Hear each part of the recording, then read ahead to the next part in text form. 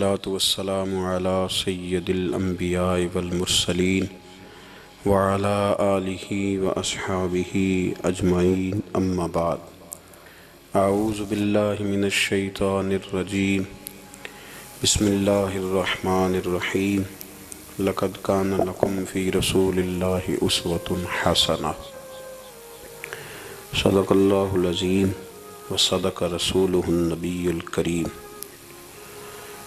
إن الله وملائكته يصلون على النبي يا أيها الذين آمنوا صلوا عليه وسلموا تسليما الصلاة والسلام عليك يا سيدي يا رحمة للعالمين وعلى آلك وأصحابك يا خاتم النبيين۔ تمام تعریفیں حمد اور ثنا اللہ کریم جل وعلا کے لیے، درود و سلام نبی اکرم نور مجسم شفیع معظم احمد مجتبیٰ جناب حضرت محمد مصطفیٰ صلی اللہ تعالیٰ علیہ وسلم کی ذات والا صفات کے لیے حمد و صلات کے بعد اللہ ہم سب کو اخلاص کی دولت عطا فرمائے، روحانیت کا نور عطا فرمائے، اصلاح احوال اور اطمینان قلبی نصیب فرمائے۔ قرآن مجید نے نبی کریم سید عالم صلی اللہ علیہ وسلم کی مختلف صفات بیان کی ہیں اور ارشاد یہ فرمایا ہے کہ نبی پاک داعی اللہ ہیں اور سراج منیر ہیں، اور ہمیں یہ حکم دیا گیا ہے کہ تمہارے لیے نبی پاک کی زندگی میں بڑا بہترین نمونہ ہے، صرف نمونہ نہیں، اسوۃ حسنہ، بہترین نمونہ، حسین و جمیل نمونہ ہے حضور کی زندگی میں۔ نبی کریم سید عالم صلی اللہ تعالیٰ علیہ وسلم کا محتاج ہے سارا جہان، چلے نہ ایمان دو قدم بھی اگر تیرا ہم سفر نہ ٹھہرے، اور تیرا حوالہ دیا نہ جائے تو زندگی معتبر نہ ٹھہرے۔ ساری دنیا جناب رسالت مآب صلی اللہ علیہ وسلم کی محتاج ہے۔ آپ اس بات کو سمجھ لیں کہ بڑے ذوق سے، شوق سے اور ممکن ہے دیانتداری سے بھی کوئی کہہ دے لا الہ الا اللہ، لا الہ الا اللہ، تو وہ مومن نہیں ہو سکتا جب تک کہ محمد رسول اللہ نہیں کہہ دیتا۔ اللہ کریم نے ایک اصول بیان کر دیا ہے کہ اب ایمان ذات رسالت مآب صلی اللہ علیہ وسلم کی لائی ہوئی چیزوں کو ماننے کا نام ہے۔ جس آدمی کو پتہ ہوتا ہے نا کہ یہ میرا آفیسر ہے اور میں اس کے ماتحت چل کے میں نے وقت گزارنا ہے، تو وہ کئی جتن کرتا ہے اس کو راضی کرنے کی۔ اس کا محتاج جو ہے اس کی کوشش ہوتی ہے کہ وہ اس سے راضی رہے، کوئی ایسی بات نہ ہو جائے جس سے وہ ناراض ہو جائے۔ جس آدمی کو پتہ ہوتا ہے کہ میں نے اس سے سودا خریدنا ہے، یہ نہیں دے گا تو میری دکان نہیں چلے گی، تو وہ بھی کوشش کرتا ہے۔ ہماری اکثر شادیاں سیاسی ماحول بن جاتی ہیں، ہمارے اکثر افطار کے پروگرام سیاسی، ہم انہی لوگوں کو بلاتے ہیں جن سے ہمارا لین دین وابستہ ہوتا ہے، ہماری ضروریات زندگی وابستہ ہوتی ہیں۔ صرف ایک فکر آپ کی خدمت میں عرض کرنا چاہ رہا ہوں، آپ اس پہلو کو ضرور سمجھ لیں کہ عام دنیا داری میں انسان جس کا محتاج ہوتا ہے اس کے لیے بڑے جتن کرتا ہے، اس کے لیے بڑی کوششیں کرتا ہے، تو اگر دنیا داری کے لیے جہاں آپ اتنی کوشش کرتے ہیں تو جن کے آپ ایمان کے لیے بھی محتاج ہیں، ایقان کے لیے بھی محتاج ہیں، اچھی زندگی کے لیے بھی محتاج ہیں، اور جنت میں جانے کے لیے بھی محتاج ہیں، ان کے لیے کس قدر زیادہ کوشش کرنی چاہیے، کس طرح کا رویہ اختیار کرنا چاہیے۔ آپ اگر صحابہ کرام علیہم رضوان کی زندگی کو دیکھیں تو انہوں نے نا موقوف کر دیا ہر چیز کو۔ ہمارے ہاں ایک لفظ بولا جاتا ہے انشراح صدر، اس کا مطلب ہوتا ہے سینہ کھل جانا۔ کچھ لوگوں کے سینے کھلتے نہیں، ساری زندگی سینے بند رہتے ہیں، کوئی چیز اندر داخل نہیں ہوتی۔ دریا بھی قریب بہہ رہا ہو تو وہ بیچارے خشک کے خشک رہ جاتے ہیں۔ کچھ لوگوں کو اللہ انشراح صدر عطا کرتا ہے، انہیں سمجھ آ جاتی ہے کہ میرا نا علاج کیا ہے۔ یہ بتائیے کہ مریض بہت زیادہ خطرناک کون سا ہوتا ہے؟ جس کے مرض کی تشخیص نہیں ہوتی، جسے یہ پتہ نہیں چلتا کہ میرا مرض کیا ہے اور میرا طبیب کیا ہے۔ اور میں نے دوائی کون سی کھانی ہے۔ نبی کریم صلی اللہ علیہ وسلم کے غلام حضور کے صحابہ سمجھ گئے تھے کہ ہماری ہر بیماری کا حل ہمارے نبی کی بارگاہ میں موجود ہے، وہ سمجھ گئے۔ انہوں نے نہ پھر دائیں بائیں نہیں دیکھا، الجھے نہیں کسی جگہ پہ۔ ہم بڑے سمجھدار لوگ ہیں لیکن ہم الجھے ہوئے ہیں، ہماری منصوبہ بندی بڑی لمبی چوڑی ہے۔ میں رات پڑھ رہا تھا، سیدنا غوث پاک رضی اللہ تعالیٰ عنہ کے گھر میں جب بھی کوئی بچہ پیدا ہوتا تھا نا تو آپ اسے ہاتھوں پہ اٹھا کے فرماتے تھے تو میت ہے، تو ایک دن مر جائے گا، میں تیرے ساتھ پیار ضرور کروں گا، محبت ضرور کروں گا، پر ہے تو میت، تو ایک نہ ایک دن مجھے چھوڑ کے چلا جائے گا۔ تو فرماتے تھے میں تجھ سے پیار ضرور کروں گا پر سب سے زیادہ پیار اس سے کروں گا جو حی بھی ہے اور قیوم بھی ہے، جس کو کبھی موت اس سے بڑھ کر پیار کروں گا۔ میرے عزیز، اگر انشراح صدر مل جائے، اگر ذوق نصیب ہو جائے کہ سارا کچھ حضور کے قدموں سے وابستہ ہے، پھر زندگی آسان بھی ہو جاتی ہے اور بہت ساری دوڑ زندگی میں ختم ہو جاتی ہے۔ انسان بڑے دروازے چھوڑ کے ایک دروازے کی طرف آ جاتا ہے، اسے سکون نصیب ہو جاتا ہے۔ رسول کریم صلی اللہ علیہ وسلم کے ہم محتاج ہیں، جتنے ہمارے دکھ ہیں نا دور دراز پھیلے ہوئے، ان سب دکھوں کا مداوا حضور کے قدموں میں بیٹھ جانا ہے۔ تھک گئے ہیں لوگ، تھک گئے اپنے عزیزوں سے، رشتہ داروں سے، دوست تعلق داروں کو راضی کر کر کے، پر نتیجہ صفر ہے، کچھ نہیں نصیب ہوتا۔ ذات رسالت مآب وہ حسین ذات ہے کہ آپ جتنا نبی کریم صلی اللہ علیہ وسلم کے قریب جائیں گے اتنا اللہ آپ کو سکون عطا فرمائے گا، آپ کو طمانینت کی دولت ملے گی۔ آپ دیکھیں کہ کچھ صفتیں نبی پاک صلی اللہ علیہ وسلم کی ایسی ہیں کہ جن صفات کی اگر انسان غلامی کر لے بڑی ساری چیزوں سے بچ جاتا ہے۔ ہمارے زمانے میں ایک چیز ہے جس کا نام ہے اشتعال، ایک ہے غصہ، ایک ہے جلال۔ دنیا میں سب سے بیوقوف بندہ وہ ہے جسے کوئی اشتعال دلاتا ہے، وہ تو یوز ہوتا ہے، وہ تو استعمال ہو گیا۔ ہمارے ہاں سب سے زیادہ بیوقوفی، یعنی اگر جس ملک کے وکیل بھی استعمال ہو جائیں اور جس ملک کے ڈاکٹر بھی استعمال ہو جائیں اور اسلامک یونیورسٹی میں پڑھنے والے وہ بچے جو گریجویشن کے بعد گئے ہیں وہ بھی استعمال ہو جائیں، تو پھر صرف یہ ہے کہ ہمیں نہ کوئی استعمال کرتا ہے، ہمیں کوئی اشتعال دیتا ہے۔ اب ہماری دنیا میں نہ کچھ ایسے اسلامی ملک ہیں جو اب ملک ہی نہیں رہے۔ عراق اب کسی ملک کا نام نہیں، لیبیا اب کوئی ملک نہیں رہا، شام اب کوئی ملک نہیں۔ پتہ نہیں آپ کو سمجھ آ رہی ہے کہ نہیں آ رہی میری بات کی؟ عراق کے اندر جس گروہ کی جتنے حصے پر حکومت ہے نا، ایک صوبے پہ حکومت ہے تو وہ الگ حکومت کر رہا ہے اس وقت، اور جس کی جتنے ضلعوں پہ حکومت ہے جو پاورفل ہے وہ الگ حکومت کر رہا ہے۔ لیبیا کا بھی یہی حال ہے، شام کا بھی یہی حال ہے۔ خدا نہ خواستہ جو یمن کی طرف لوگوں کی نظریں اور معاذ اللہ عرب شریف کی طرف جس کو سعودی عرب کہا جاتا ہے ادھر بھی لوگوں کی گھناؤنی نظریں ہیں، اگر وہاں بھی خدا نہ خواستہ یہ جیسے الگ الگ کر کے مسلمان کو مارا جا رہا ہے تو اللہ نہ کرے وہاں بھی ایسا ہو جائے۔ لیکن اب یہ ملک ہی نہیں رہے، یہ چھوٹی چھوٹی ٹکڑیوں میں بٹ گئے۔ کیوں بھلا؟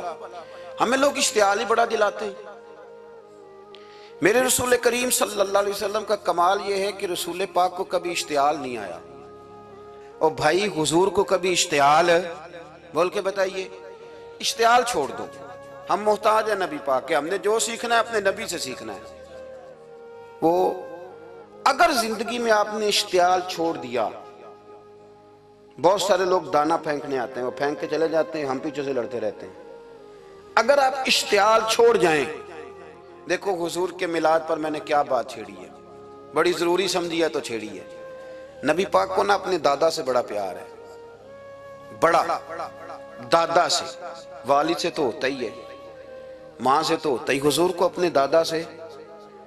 بخاری شریف میں حدیث ہے، جناب ابو سفیان رضی اللہ تعالیٰ عنہ حدیث کے راوی ہیں، فرماتے ہیں کہ جنگ میں حضور کے ساتھ تھا فتح مکہ کے بعد، تو کافروں نے بڑا شدید حملہ سامنے سے کر دیا۔ فرماتے ہیں جب انہوں نے شدید حملہ کیا تو مسلمان تھوڑے پیچھے ہٹے، ارادہ یہ تھا کہ نئی منصوبہ بندی کے ساتھ آگے بڑھیں گے۔ کہتے میں نے نبی پاک صلی اللہ علیہ وسلم کے گھوڑے کی لگام تھامی ہوئی تھی، صحابہ پیچھے ہٹے پر حضور نہیں پیچھے ہٹے اور آگے بڑھے۔ تو میں نے کہا یا رسول اللہ سب لوگ پیچھے ہٹ رہے ہیں، ذرا پیچھے ہٹ کے نئی حکمت عملی، نئی تازگی کے ساتھ وار کریں گے تاکہ مقابلہ کر سکے۔ تو جنگ کا موقع ہے، جنگ کا وقت ہے، اور حضور وہاں نعرہ کیا لگاتے ہیں؟ فرمایا پیچھے نہیں ہٹنا۔ کیوں؟ انا النبی لا کاذب، انا ابن عبد المطلب لا کاذب۔ فرمایا پیچھے نہیں ہٹنا ہے۔ ایک تو اس لیے نہیں ہٹنا کہ میں نبی ہوں اور یہ بھی سچ ہے، اور اس لیے بھی پیچھے نہیں ہٹنا کہ میں کوئی معمولی آدمی نہیں، میں عبد المطلب کا پوتا ہوں۔ اب پیچھے ہٹنا کتنی دلچسپی ہے اپنے دادا کے ساتھ، کتنا پیار ہے۔ ضروری نہیں دادا پی ایچ ڈی ہو تو پھر ہی پیار کیا جائے، یہ بھی ضروری نہیں کہ دادا کروڑ پتی ہو تو پھر بھی پیار کیا جائے، یا دادا پیر ہو، صوفی ہو، عالم ہو تو پھر ہی پیار کیا جائے۔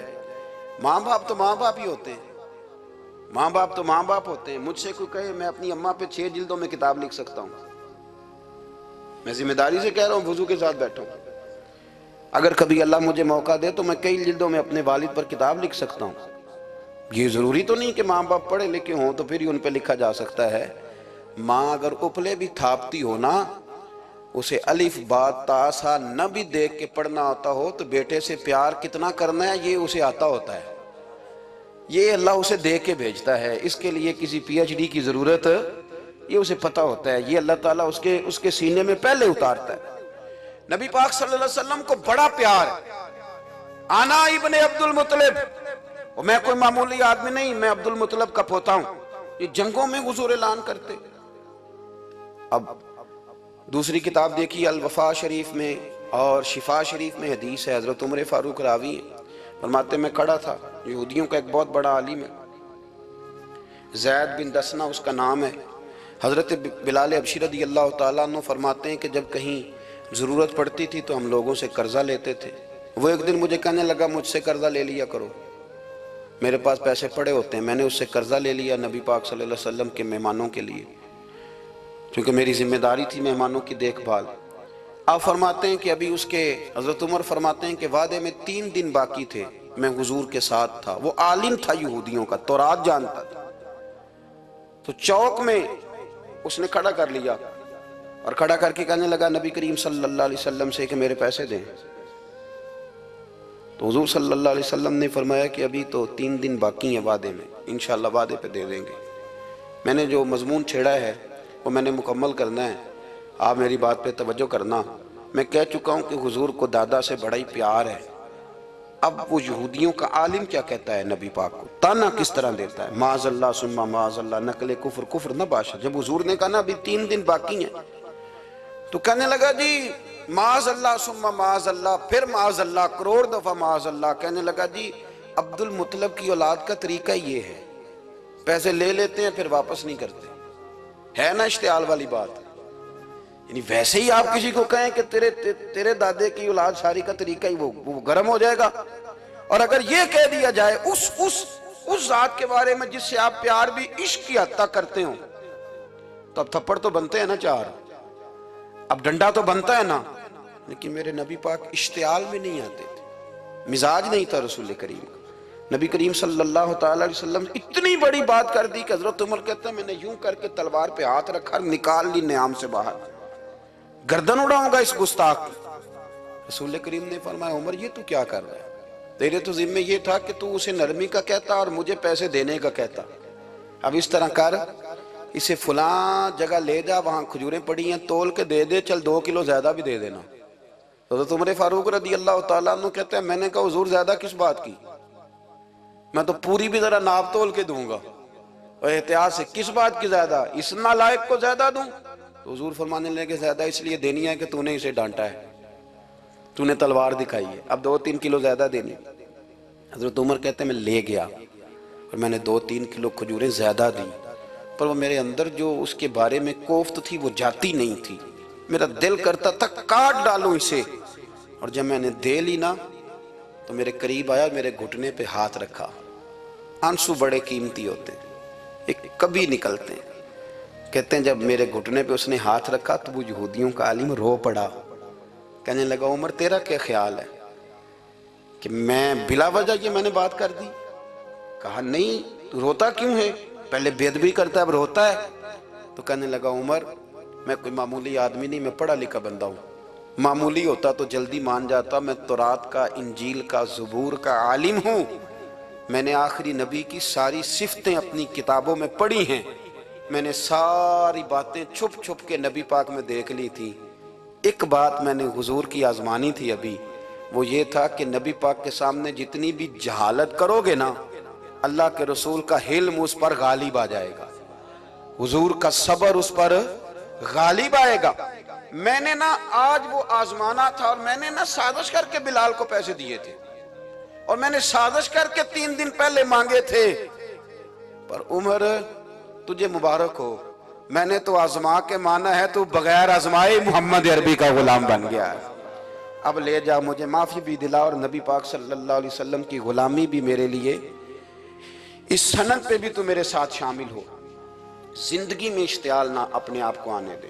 لوگ دنیا میں باتیں کرنے آئے ہیں، اور باتیں کرنے والے رہ جایا کرتے ہیں، باتیں کرنے والے، میری بات کی سمجھ آ رہی ہے، اور کام کرنے والے وہ کر جاتے ہیں۔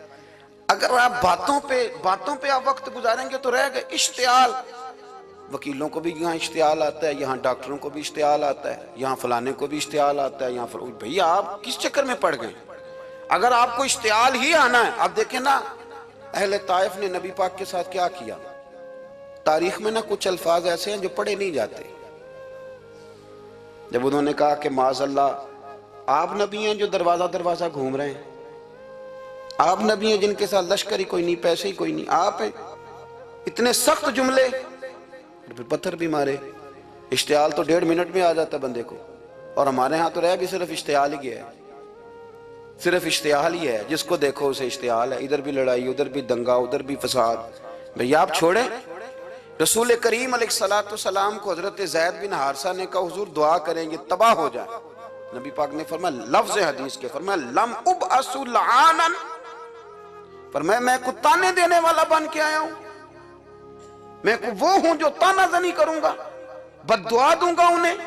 فرمایا انما بعثت ہادیا و رحمہ، فرمایا میں تو رحمت بن کے آیا ہوں اور لوگوں کو ہدایت کا راستہ دکھانے کے لیے آیا ہوں۔ زندگی میں کبھی بھی اشتعال۔ ایک بات اور کرنی ہے آپ سے، اس پر بھی آپ نے خاص توجہ کرنی ہے، جو ہمارے لیے سرکار کی محتاجی میں سے خیرات ہم نے لینی ہے، وہ یہ ہے کہ نبی پاک صلی اللہ علیہ وسلم کو نا قرآن مجید نے حریص کہا۔ اللہ اکبر۔ یہاں شاید آپ مجھے کہہ دیں تو میں ناراض ہو جاؤں، لیکن قرآن نے کہا حریص علیکم بالمؤمنین رؤوف الرحیم۔ اللہ کرے کہ ہم قرآن کے الفاظ پر غور کریں۔ حریص علیکم، اے میرے محبوب کے غلاموں، نبی پاک صلی اللہ علیہ وسلم نا تم پر حریص ہیں، یعنی تمہاری بھلائی چاہنے میں جلدی کرتے ہیں، تمہاری بھلائی چاہنے میں۔ یہ ایسے الفاظ ہیں کہ اس سے بڑھ کر میں ان کا معنی نہیں کر سکتا، اگرچہ علماء تفسیر نے حریص علیکم کے کئی معنی بیان فرمایا محبوب کو جلدی ہے۔ بیٹا بھی اماں سے کہتا ہے اماں آہستہ آہستہ ہی میری ترقی ہوگی نا۔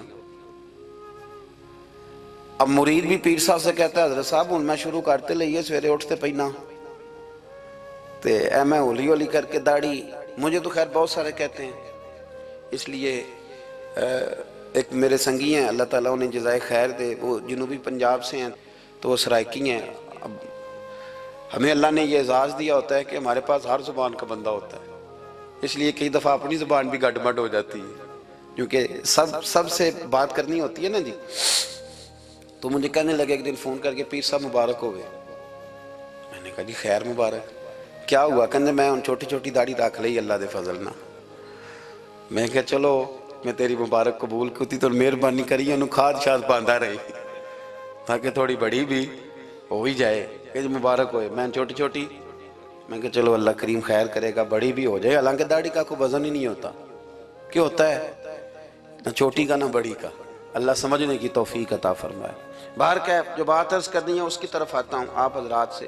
حریص علیکم، بھئی ہر بندہ کہتا ہے میں آہستہ آہستہ چلوں گا، لیکن نبی پاک صلی اللہ تعالیٰ علیہ وسلم نا شوق رکھتے میری امت کو جلدی سے خیر ملے، جلدی سے۔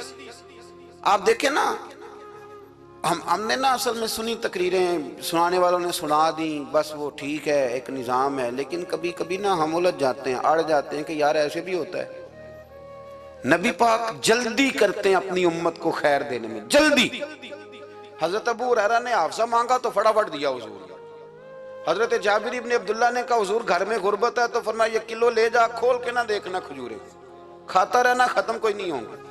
جس نے جو مانگا نا، جو ذرا جلدی کر کے، مرنا ہے، پھر قبر میں جانا ہے، پھر قیامت تک قبر میں لیٹنا ہے، پھر قبر سے اٹھنا ہے، وَإِذَا الْقُبُورُ بُعْثِرَتْ عَلِمَتْ نَفْسٌ مَا قَدَّمَتْ وَأَخَّرَتْ، پھر وہاں سے اٹھ کے حساب دینا ہے۔ حساب کے بعد جنت دوزخ کا فیصلہ ہونا ہے۔ اور میرے نبی پاک صلی اللہ علیہ وسلم کو بڑا شوق ہے امت جلدی جلدی جنت میں جائے، لہذا فرمایا ابو بکر تو بھی جنتی ہے۔ حضور وہ قبر، وہ اٹھنا، وہ حساب کتاب، فرمایا میں جانوں اللہ جانے۔ عمر تو بھی جنتی ہے، عثمان بھی جنتی ہے، علی بھی جنتی ہے، طلحہ بھی جنتی ہے، زبیر بن عوام بھی جنتی ہے، طلحہ بن عبید اللہ بھی جنتی۔ 10 بندوں کو نہ کھڑے کھڑے جنت۔ امام حسن اور حسین پیچھے کھیل رہے تھے، تو پوچھ لیا کسی نے حضور یہ 10 تو جنتی ہیں، تو فرمایا جو پیچھے ہیں، تو کہا سید الشباب اہل الجنہ، یہ جنتی ہیں اور یہ جنتیوں کے سردار ہیں۔ آپ ذرا پلٹ کے دیکھ لیں کس طرح حضور نے، اور یہ اس شوق کو آپ سمجھیں، ہمیں تو شوق ہی کوئی نہیں، اب یقین کریں نہیں شوق، زیادہ سے زیادہ شوق ہوگا تو اپنے بیٹے کے حق میں ہوگا کہ جلدی جوان ہو جائے، اور اس میں بھی ہماری ڈبل لالچ ہوتا ہے کہ بچہ جوان ہو جائے اور میں کبھی بوڑھا بھی نہ ہوں، یہ بھی جوان ہو جائے اور میں بھی جوان ہی رہوں، بھئی یہ تو نہیں نہ ہو سکتا۔ اگر وہ جوان ہوگا تو پھر آپ کو بوڑھا ہونا پڑے گا، لیکن ہمارا ڈبل لالچ ہے کہ یہ بھی جوان ہو جائے اور میں بھی جوان ہی رہوں، یہ ہو سکتا؟ نبی پاک صلی اللہ علیہ وسلم نے فرمایا، آپ ذرا غور کریں، فرمایا وہ بیر رومہ ہے جو خرید کے دے دے گا میں اسے جنت کی بشارت دیتا ہوں۔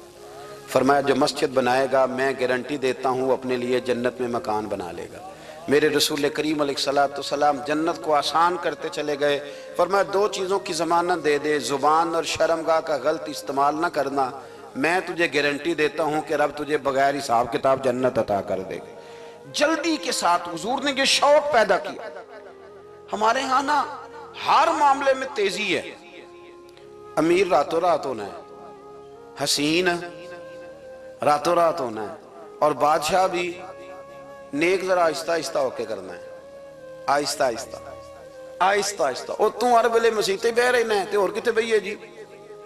بھئی مسجد اللہ کا گھر ہے، تیرے گھر بیٹھتے تو 2-3 دن زیادہ بیٹھتے، تو نے کہنا تھا کوئی اور کام بھی کریا کر، اللہ کے گھر بیٹھے ہیں تو یہاں بھی تجھے اعتراض ہے، کدھر جا کے بیٹھے، کدھر بیٹھے جا کے؟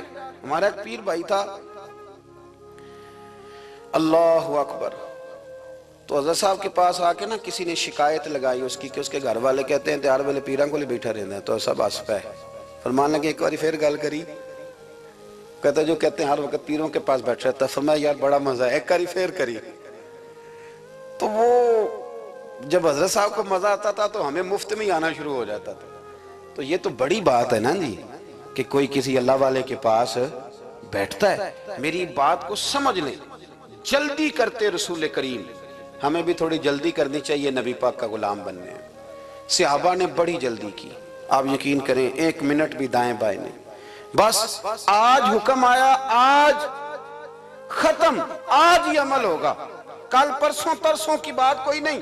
ساری دنیا جاتی ہے نا مدینہ شریف اور جا کے دیکھتی ہے مسجد قبلتین، 2 قبلوں والی مسجد، یار بڑا مشکل کام ہے، بڑا مشکل کام ہے۔ لوگ کہتے ہیں پہلا تسی این جاندے سو، اب یہ کہنا شروع کر دیے بڑا مشکل کام ہے۔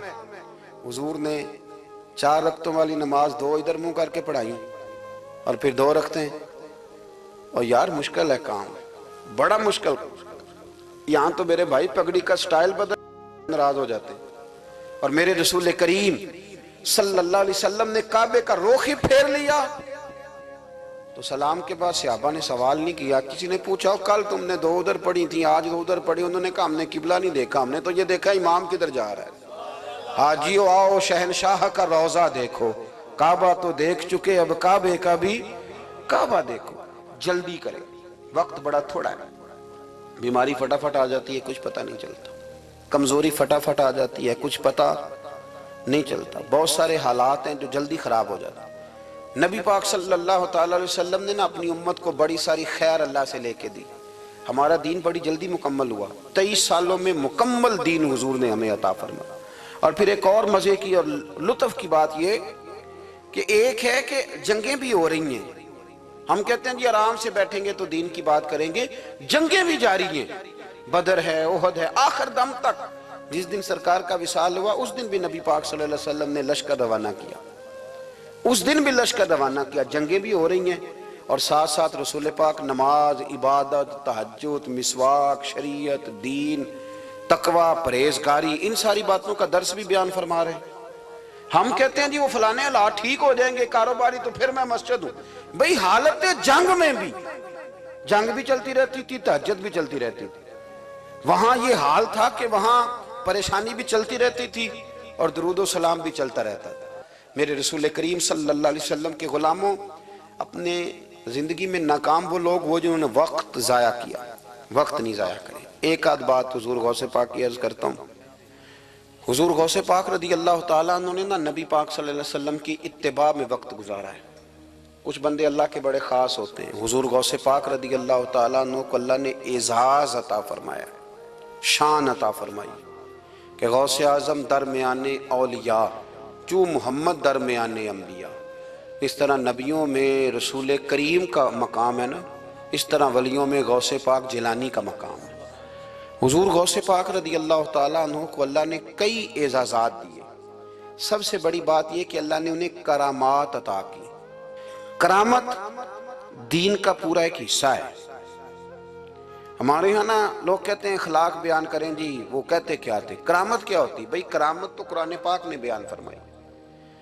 آصف بن برخیہ جناب بلقیس کا، ملکہ بلقیس کا تخت لائے تھے، یہ اللہ نے کیوں آیت نازل کی قرآن پاک میں؟ کو قصہ کہانی ہے کہ وہ جی تخت لائیں، یہ کیوں بیان کی؟ اور تخت آیا کس طرح آیا؟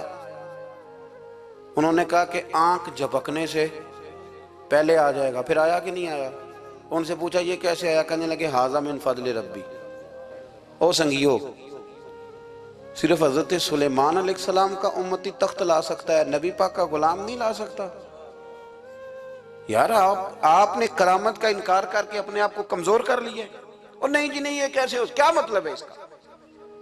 آپ سورہ نمل روز پڑھیں اور جناب سلیمان علیہ السلام کے امتی کی شان بیان کریں کہ وہ آنکھ جھپکنے سے پہلے 80 گز اونچا، 80 گز چوڑا، 80 من وزنی تخت آنکھ جھپکنے سے پہلے لے آئے۔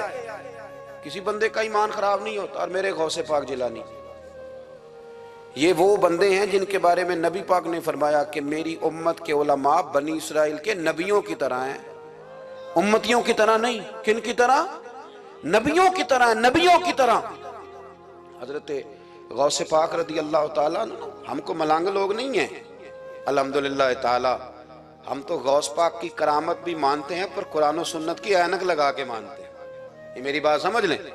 حضرت غوث پاک رضی اللہ تعالیٰ عنہ طالب علموں کو سبق پڑھا رہے تھے، تو سبق پڑھاتے پڑھاتے نا ہاتھ آگے بڑھایا تو اچانک ہاتھ واپس آیا تو گیلا ہو گیا تھا سارا۔ تو شاگرد بھی بڑے سیانے ہوتے ہیں، انہوں نے سبق چھوڑ دیا، استاد جی کے گیلے بازو کو دیکھنا شروع کیا۔ حضور یہ کیا ہے؟ تو غوث پاک بھی غوث پاک تھے، ہر بندے کا ہاضمہ اتنا اچھا نہیں ہوتا کہ اس کو ہر بات ہضم ہو جائے، کئیوں کو بد ہضمی بھی بڑی سخت ہوتی ہے، کھٹے کھٹے ڈکار آتے ہیں بات سن کے، کانوں سے دھواں بھی نکلتا ہے کئی دفعہ۔ تو انہوں نے پوچھ لیا فٹافٹ کہ حضور یہ کیا ہوا؟ تو غوث پاک کو پتا تھا کہ سب کا ہاضمہ ٹھیک ہے۔ میاں صاحب نے بھی کہا تھا خاصاں دی گلامہ آگے نہیں مناسب کرنی۔ اگلا شعر میں نہیں یہ پڑھنا کیونکہ زیادہ ڈاڈ ہے تو میں ادھر ہی رہتا ہوں، اتنا ہی کافی ہے کہ خاصاں دی گلامہ آگے نہیں مناسب کرنی۔ انہوں نے کہا حضور یہ کیا ہے؟ تو آپ فرمانے لگے تمہارے والی بات نہیں۔ اللہ اکبر۔ ابھی سبق پورا ہو رہا تھا تو بندے دوڑے دوڑے آ گئے اور انہوں نے نعرے لگانے شروع، یا غوث یا غوث یا غوث۔ لوگ کہتے ہیں غوث پاک سے ملتا نہیں، میں کہ ٹھیک آندے انہوں نہیں نہ ملیا، جنہوں ملیا اس تے رولا پانا نہ بڑا ملیا ہے، بڑا ملیا ہے، بڑا ملیا ہے، اپنا اپنا معاملہ نا۔ کسی نے کہا حضور کچھ نہیں دیتے، تو کسی نے کہا میرے کریم سے گر قطرہ کسی نے مانگا، دریا بہا دیے، در بے بہا دیے، اب جس کو ملا ہے وہ تو شور کرے گا۔ تو تھوڑی دیر کے بعد ہی بندے پہنچ گئے، انہوں نے آ کے یا غوث کے نعرے بھی لگائے، وہ مچلے بھی، وہ روئے بھی، وہ قدم بھی چومے، اپنے مقدر پہ ناز بھی کیا۔ شکر ہے اللہ کا، اللہ نے ہمیں آپ کا غلام بنایا، شکر ہے۔ تو طالب علموں نے پوچھا ہوا کیا؟ کہنے لگے کشتی میں بیٹھے تھے تو ڈوبنے لگی تھی، تو ہم نے کہا کہ ہم تو غوث پاک کے ماننے والے ہیں، تو پھر حضور غوث اعظم کا دست مبارک نمودار ہوا ہے اور کشتی کو پکڑ کے کنارے لگا دیا ہے، کشتی کو پکڑ کے کنارے لگا دیا ہے۔ ایک قریب کہنے لگا یہ کیسے ہو سکتا ہے؟ تو دوسرا اس کی کمر پہ تھپکے دے کے کہنے لگا ویسے ہی ہو سکتا ہے جیسے آصف بن برقیہ کے ذات ہوا تھا، بالکل ویسے ہی ہو سکتا ہے۔ سیدنا غوث اعظم کی کرامات اتنی متواتر کے ساتھ ہیں کہ ملا علی قاری فرماتے اتنی تو کرامتیں سنی نہیں جتنی غوث پاک کو اللہ نے عطا فرمائی۔ رب کریم نے انہیں درجہ دیا، وقار دیا، ان کی دعاؤں کو قبولیت دی، اللہ نے انہیں اعزاز کے ساتھ نوازا، اللہ نے ان پر فضل فرمایا۔ ایک تاجر تھا تو ملک شام جاتا تھا اکثر تجارت کرنے کے لیے، مال کما کے لاتا، غریبوں کی بھی مدد کرتا، مدارس کی، مساجد کی، سب جگہ جہاں دین کی ضرورت ہوتی پہنچتا۔ ایک بغداد میں اور درویش بھی گزرے جن کا نام شیخ حماد ہے، وہ بھی بڑے درویش تھے۔ وہ تاجر شیخ حماد کے پاس گیا، کہنے لگا میرے لیے دعا کر دے، میں جا رہا ہوں سفر کے لیے۔ تو انہوں نے کہا میں صبح بتاؤں گا۔ استخارہ کیا، صبح کہنے لگے نہ جانا، تیرا مال بھی لٹ جائے گا اور تو قتل بھی ہو جائے گا۔ وہ بڑا پریشان ہوا، حضور غوث پاک کے پاس گیا، کہنے لگا حضور وہاں بھی میں نے کہلا بھیج دیا ہے، سامان میرا پڑا ہے، جاؤں گا نہیں، پیمنٹ نہیں کروں گا، ملے گا نہیں تو خسارہ ہو جائے گا، مہربانی فرمائے۔ غوث پاک نے مراقبہ کیا، فرمایا تو جا اللہ خیر کرے گا، تو جا اللہ خیر کرے گا۔ مرید کا عمل کے یقین، پیر کا عمل کے یقین، چلے آپ فیصلہ کر لیں تو میں آگے بڑھتا ہوں۔ حضرت غوث اعظم رضی اللہ تعالیٰ عنہ نے مرید سے کہا تو جا اور اللہ خیر کرے گا۔ وہ گیا، کہتے میں نے پیمنٹ کی، مال لیا، واپس آیا، گھوڑوں کا سفر تھا، رستے میں رات کو ایک جگہ سویا، خواب دیکھتا ہوں، خواب میں ڈاکو آ گئے، انہوں نے پہلے مال لوٹا پھر مجھے قتل کیا، اور جب میرے گردن پر انہوں نے خنجر چلائی، خواب دیکھ رہا ہوں تو میری فٹافٹ آنکھ کھل گئی، اور جب میری آنکھ کھلی تو میں اسی وقت ہی رخت سفر باندھا، سر پٹ گھوڑے دڑائے، کچھ رات کو کچھ دن کو، سویرے بغداد پہنچ گیا۔ کہتے خیال تھا کہ پہلے غوث پاک کے پاس جاؤں گا، لیکن پہلے شیخ حماد سے ملاقات ہوگی۔ میرا چہرہ دیکھا، پریشان تو دیکھ کے مسکرائے، فرمانے لگے بھی تیرا پیر بڑا شاندار ہے، تیرا پیر بڑا شاندار ہے۔ وہ کام جو حقیقت میں ہونا تھا نا، حقیقت میں انہوں نے دعا کی ہے تو رب کریم نے اسے خواب بنا دیا ہے، ان کی دعا کی برکت سے اللہ نے اسے۔ اب میں بات مضبوط کرنا چاہتا ہوں تو میں ایک حدیث پاک بھی پڑھ دوں۔ لوگ کہیں گے جی مرنے والا بھی بچ جاتا ہے، عمر بھی بڑھ جاتی ہے، مشکات کی حدیث ہے، ترمذی میں بھی موجود ہے۔ نبی پاک صلی اللہ علیہ وسلم نے فرمایا ہے اگر تم چاہتے ہو رزق بھی بڑھ جائے، عمر بھی لمبی ہو جائے، تو اپنے رشتہ داروں سے اچھا سلوک کرو۔ اس کا مطلب ہے کہ عمر بڑھ جاتی ہے، موت کچھ وقت کے لیے ٹل بھی جاتی ہے۔ حضور غوث پاک کو اللہ نے بڑا اعزاز دیا، بڑی کرامات دی۔ آپ فرمایا کرتے تھے میں نے 40 سال اپنے رب کو راضی کیا ہے مصلی پہ بیٹھ کے۔ تو میرے مالک نے پھر پوچھا ہے کہ عبدالقادر کچھ مانگ لے، کوئی بات کر لے، تو سیدنا غوث اعظم رضی اللہ تعالیٰ عنہ فرماتے ہیں کہ میں نے پھر اپنے رب کریم کی بارگاہ میں عرض کیا مالک جو قیامت تک مجھ سے محبت کرے، فضل کرنا اسے بغیر توبہ کے موت نہ دینا۔ تو میرے رب نے میری اس دعا کو شرف قبولیت عطا فرمایا کہ جو مجھ سے پیار کرے گا، میرا نام لے گا، وہ بغیر توبہ کے نہیں مرے گا۔ جنات بھی آپ کی بارگاہ میں حاضر ہوتے، آپ کو شیخ بحر و بر کہا جاتا ہے۔ جب آپ نے منبر پر بیٹھ کر یہ اعلان فرمایا نا کہ میرا یہ قدم ہر ولی کی گردن پر ہے، تو خراسان کے جنگلوں میں معین الملت والدین عطائے رسول ہند الولی خواجہ معین الدین اجمیری موجود تھے، تو وہاں اعلان کرنے لگے، کہنے لگے غوث پاک صرف گردن پہ کیوں، آپ میری آنکھوں پہ بھی قدم رکھیں، میرے سر پہ بھی قدم رکھیں۔ اللہ نے ان اولیاء کو بڑا اعزاز دیا، انہیں اللہ نے بڑی شان دی۔ اپنی نسبت اللہ کے بندوں سے مضبوط رکھیں۔ ضروری نہیں کہ آپ کسی جگہ مرید ہی ہوں گے تو آپ کی نسبت مضبوط ہوگی، آپ خواجہ معین الدین سے پیار کریں، آپ حضرت بہاؤالحق نقشبند بخاری سے پیار کریں، داتا علی اجویری سے پیار کریں، آپ غوث پاک جیلانی سے، آپ اللہ کے نیک بندوں سے محبت کریں، ان کا تذکرہ سنیں۔ اب تو پوری مہم چلی ہوئی ہے اللہ کے بندوں کے خلاف، لوگوں نے ایسا وار چلایا کہ بس جی کچھ بھی نہیں جی، آپ چھوڑیں، آپ ڈائریکٹ کتاب و سنت کو پڑھیں، کوئی بھی نہیں جی، کوئی ولی نہیں، تو پھر وہ جو اتنی آیتیں وہ حدیثیں وہ سارا کچھ، اس کا مطلب ہے امت میں ولی ہوتے ہی نہیں، تو الا ان اولیاء اللہ لا خوف علیہم ولا هم یحزنون کا کیا معنی ہے؟ اس کا کیا مطلب؟ آپ نے تو ملیا میٹ کر دیا سارا، پوری مہم چلی اللہ کے بندوں سے پیار کریں، اور میرے نبی پاک صلی اللہ علیہ وسلم نے فرمایا جو جس سے پیار کرے گا قیامت کے دن اسی کے ساتھ اٹھایا جائے گا۔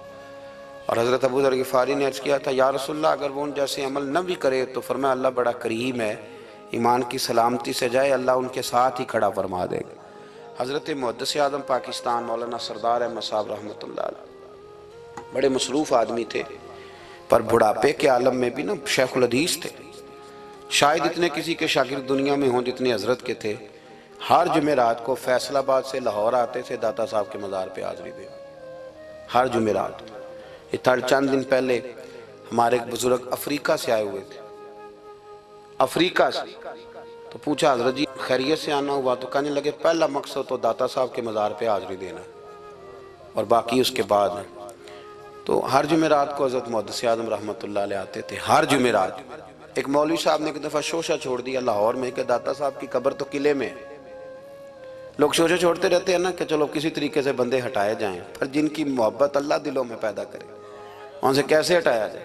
وہ جی ادھر قبر ہی نہیں، وہ تو قلعے میں ہے۔ وہ تجھے کون بتا گیا؟ کہتا جی میں نے ایک روایت پڑھی، فلانے بندے نے لکھا ہے، چلو جی الجھاؤ بن گیا۔ ہمارے ہاں جو انوکھی بات کر دے اس پہ بحث بھی شروع ہو جاتی، بڑی لہد ہوئی، بڑا کچھ ہوا۔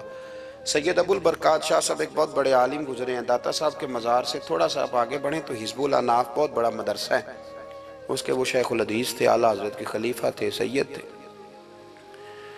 حضرت مولانا سردار احمد صاحب اسپیشل فیصل آباد سے آئے، سید صاحب کو وہاں سے ساتھ لیا، داتا صاحب کی مسجد کا سپیکر کھولا اور کھول کے فرمانے لگے جس بندے کو شک ہے نا کہ داتا صاحب یہاں موجود نہیں، قلعے میں ہیں، وہ آ جائے، میں داتا صاحب کو آواز دوں گا، داتا صاحب قبر سے بول کے کہیں گے میں اندر ہی ہوں، آ جائے میں آواز دے۔ بات ویسے کافی بڑی ہے، آپ کے اگر ذوق اس پر توجہ دے تو داتا صاحب اندر سے بولیں گے اور کہیں گے کہ نہیں میں یہی ہوں۔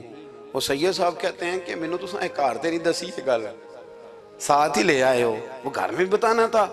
اور کہتے ہیں جبہ کھینچ کے نا محدث اعظم کا، کہنے لگے مولانا آپ نے بڑا دعویٰ کر دیا ہے، بڑا دعویٰ کر دیا آپ کہ داتا صاحب اندر سے بولتے، بڑا دعویٰ ہے۔ مولانا سردار احمد صاحب فرمانے لگے سید صاحب اپنی مرضی سے نہیں کیا، داتا صاحب سے پوچھ کے کیا ہے، داتا صاحب نے مجھے کہا ہے تو آواز دینا اور میں اندر سے بول پڑوں گا۔ فرمایا میں کل شام تک ادھر بیٹھا ہوں، جس کا دل کرے وہ آئے، میں انشاءاللہ تعالی آواز دوں گا اور علی بن عثمان حجویری قبر کے اندر سے بولیں گے، لیکن چونکہ پیچھے کرم تھا نا لہٰذا آیا کوئی بھی نہیں، پہنچا کوئی بندہ۔ تو یاد رکھیں اللہ کے بندوں سے پیار کریں۔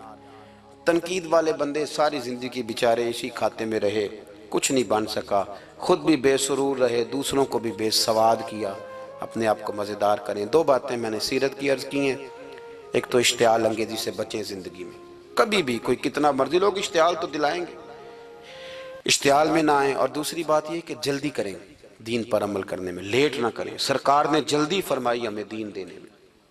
اور پھر ایک بات میں نے آپ کی خدمت میں یہ عرض کی ہے کہ اللہ کے ولیوں سے پیار کریں، اللہ ہمیں سمجھنے کی توفیق